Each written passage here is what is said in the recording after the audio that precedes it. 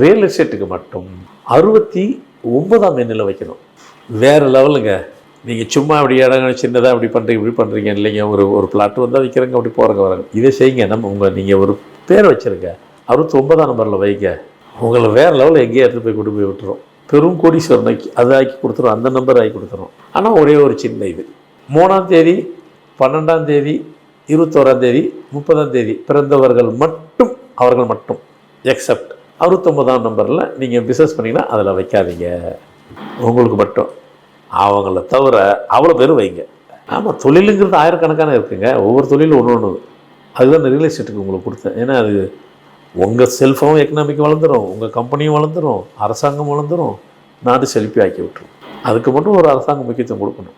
எக்கனாமிக்காக அந்த நாட்டு வளர்ச்சியே பெருசாகிடும். இப்போ அமெரிக்காலாம் நடுவில் கூட டவுன்ஃபால் ஆயிடுச்சு இல்லையா? முன்ன அப்படியே விழுந்து எந்திக்கிறதுக்குள்ளே பெரும் பாடாயிருச்சு.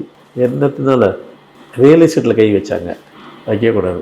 அப்புறம் அது அவங்க புரிஞ்சுக்கிட்டாங்க, சுதாரிச்சுக்கிட்டாங்க. ஆஹா, இதில் தான் ப்ராப்ளம்ட்டு உடனே அதை ஸ்ட்ரீமில் சரி பண்ணிட்டாங்க.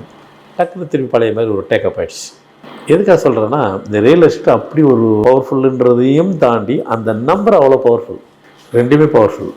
சாதாரண அதை வைங்க, கன்ஸ்ட்ரக்ஷனில் இருந்து அதை வைங்க, இன்ஃப்ராஸ்ட்ரக்சர்னு அதை வைங்க. கன்ஸ்ட்ரக்ஷனில் பெரிய ஆளாக இருங்க, கன்ஸ்ட்ரக்ஷனில் வைங்க, இன்ஃப்ராஸ்ட்ரக்சரில் போயிடுவீங்க, இன்ஃப்ராஸ்ட்ரக்சர் வைங்க, இன்டர்நேஷனலில் போயிடுவீங்க. உங்களை அடுத்த கட்டத்துக்கு அது நகர்த்தி கூட்டி போயிடும். அப்படி ஒரு பவர் 69ஆம் நம்பரில் இருக்கிறது.